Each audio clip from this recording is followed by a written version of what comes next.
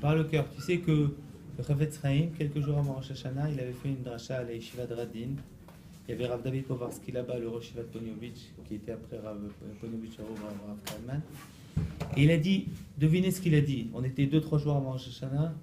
Il a dit, il n'y a pas quoi paniquer, Rosh Hashanah arrive. Genre ils étaient stressés. Il était peut-être, nous on l'est pas. Il a dit, c'est très simple. On fait tchouva et tout va bien. D'accord? Il y a plusieurs gdolim qui avaient cette approche-là, à savoir, avec du cœur, tu peux t'approcher de Rosh Hashanah. La Ravol lui dit un ridouche énorme.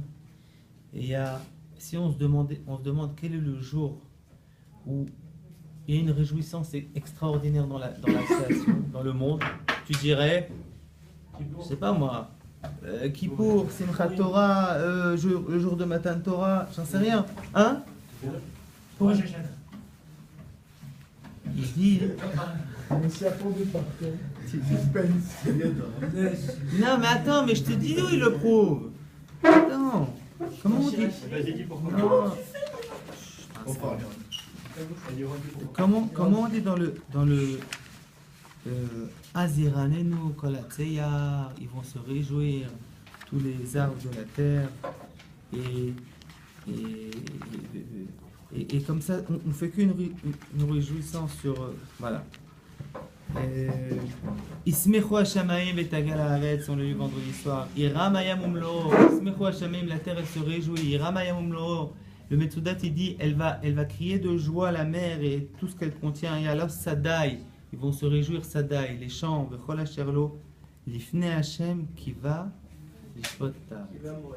L'ifne Hashem devant Hashem qui vient l'ishpot et haaretz. L'ishpot tevel betzedek, il va juger la création. V'amim be'emunato. Alors, ça veut dire que tu dis, c'est bizarre, c'est pas un jour de joie. C'est une approche qu'on doit avoir en Rosh Hashanah. V'amim be'emunato, beaucoup ils jugent avec droiture. Be'emunato, ça veut dire avec droiture, mais c'est aussi avec emuna, avec cœur. Ça veut dire que nous, on doit exhorter à l'égard d'Akadosh Baruch Hu une emuna. Vous allez comprendre où je veux en venir. Rosh Hashanah, faut pas croire, c'est un jour important dans l'année pour notre avodat Hashem. On aurait beaucoup préféré que Rosh Hashanah soit après Yom Kippour. C'est une question connue. Fais-moi Rosh Hashanah après Yom Kippour. Au moins j'arrive au jour du jugement. Je suis mieux. Non. On ne veut pas que tu arrives au jour du jugement les mains dans les poches. On veut que tu ressentes quelque chose. D'accord? On veut que tu aies une ématadine.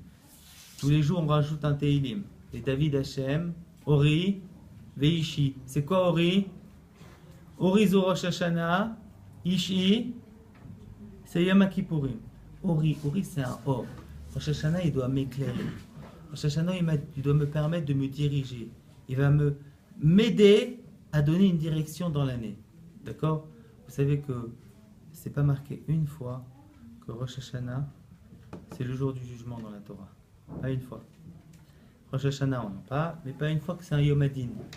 Il y a un remez à la fin de Parashat Ekev, c'est marqué Ene Hashem Elokecha ba, les yeux d'Hachem sont sur cette terre-là d'Eretz Israël, Mereshit Shana ve'adacharit Shana, depuis le début de l'année jusqu'à la fin. Entre parenthèses, ce mot Reshit là-bas, il est sans Aleph, et le Balatori midi, ça fait Mitishri, depuis Tishri. D'accord? Mereshit Shana ve'adacharit Shana, Rashi dit, au début de l'année, on juge comment elle sera la fin de l'année. C'est-à-dire, le seul fois où on a parlé du jugement, on t'a parlé de la fin de l'année. Mais sur Rosh Hashanah, si on veut vivre un Rosh Hashanah avec une dimension particulière, il faut y mettre du cœur, mais comment? Il faut y mettre du cœur en projetant comment elle va être la suite de l'année. Comment il va être Acharit Shana, la suite de l'année. Ori, c'est un or. Or, c'est ce qui va éclairer. Comment je vais me préparer pour la suite de l'année? Je ne dis pas qu'il faut s'engager à des gros trucs, au contraire. Il faut essayer de montrer à Kadosh Baruch Hu qu'on veut se rapprocher de lui, qu'on prend une direction dans des petites choses. Je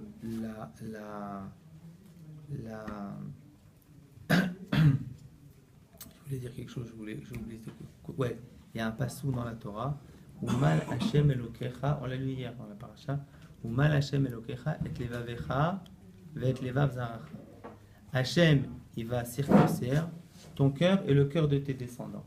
D'accord? Levan, comment c'est marqué? Le'ava et Hashem Elokecha v'chol levavecha ufchal nafshecha leman chayecha. Afin que tu puisses aimer Akadosh Baruch Hu de tout ton cœur. Akadosh Baruch Hu, ce qu'il veut, c'est qu'on l'aime de tout notre cœur. Ou mal, Hashem il va nous aider. Il faut qu'Akadosh Baruch Hu nous aide à nous rapprocher de lui à Rosh Hashanah. Alors, le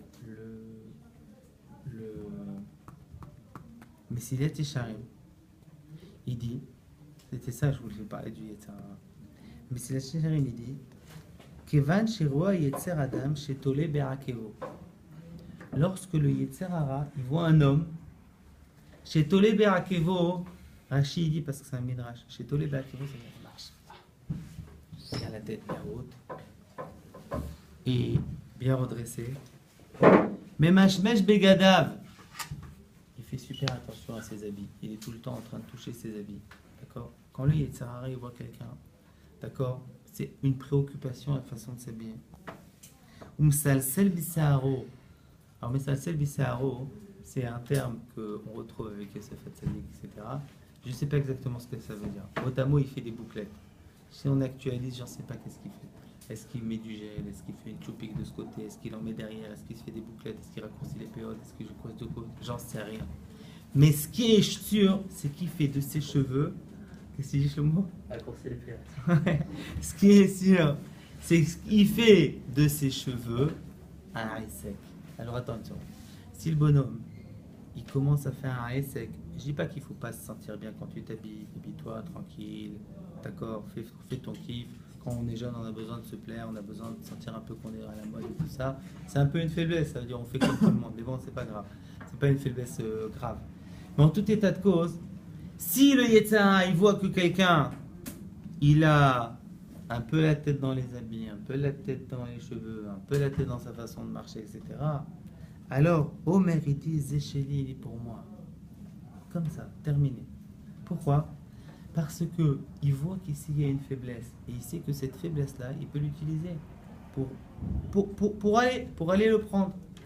Rabotai, Rosh Hashanah, c'est un chag. Rosh Hashanah, ça s'appelle Rosh Hashanah. Tu vois pourquoi ça s'appelle Rosh Hashanah? Ben, c'est normal, c'est le début de l'année.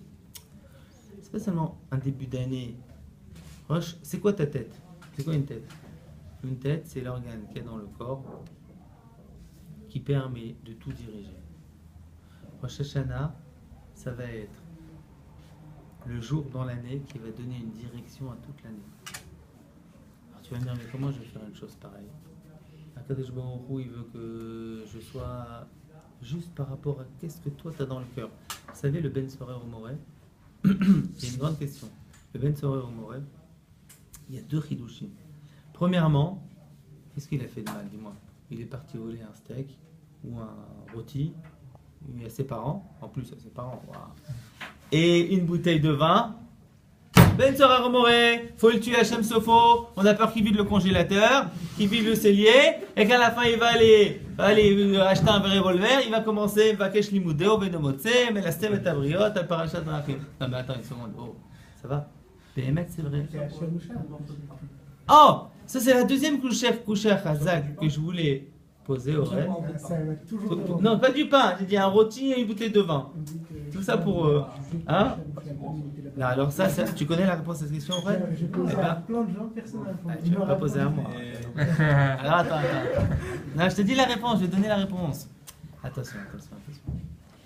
Donc le Ben Sorer au Moreh, on dit Yamout Zakai vers Yamout Chayab. On veut qu'il meure Zakai, on se dit non, ça va mal finir. Vers Yamout Chayab, il ne va pas mourir Chayab. D'accord? Donc qu'est-ce qu'on fait? On va le tuer. Bon, est-ce qu'il y en a eu des Ben Sorer au Moreh dans l'histoire? Machloket dans la Gemara Chazak. Il y en a un qui dit là il y avait le Jivra, les roches venaient de Kabel Sachar. Il dit moi j'étais à la tombe du Ben Sorer. Bon, en tout cas, s'il y en a eu, c'est un cas extrêmement rare. Il faut que la voix des parents elle se ressemble pour pouvoir. Et non nous chômer avec Kol Aviv ou le Kol Imo, on est d'Oresh que la voix du père, la voix de la mère c'est la même. On va trouver ce cas-là. Donc en fait c'est un cas extrêmement, c'est un cas hypothétique dans lequel on apprend des choses. Rabotai, le Ben Sorer au Moreh. Les Baalei Moussar disent, tu sais à quelle période de la vie il peut avoir le din de Ben Sorer au Moreh? À quelle période de sa vie il va voler le rôti et la bouteille de vin? Entre 13 ans et 3 mois. C'est qu'à ce stade de la vie. S'il a fait 13 ans et 3 mois et 1 jour, ça, il ne peut plus être médecin au moins. Il disait, si on apprend un grand yesod, il y a des moments dans la vie où on est très sensible à ce qui va se passer.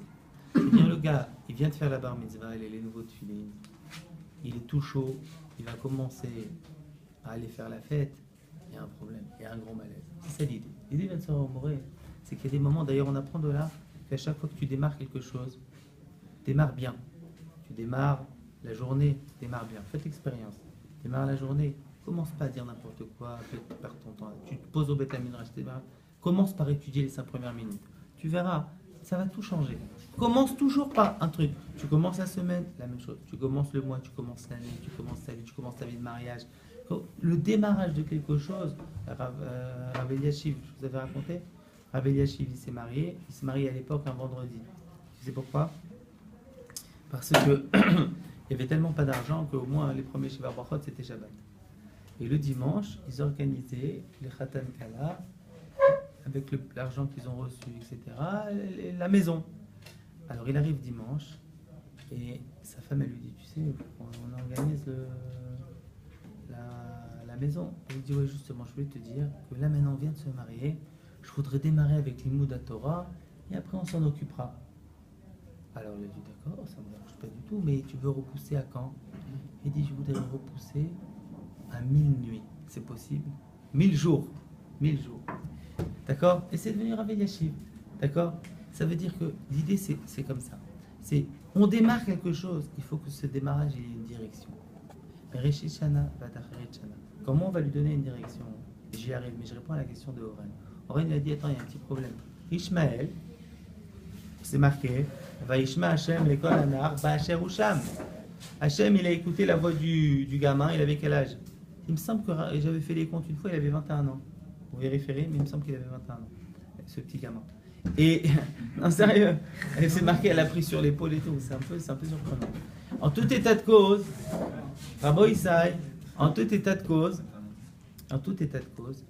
on l'a jugé à ce moment-là, il n'avait pas fauté Ishmaël. Attends, Zéron, t'as vu ce qu'il va devenir?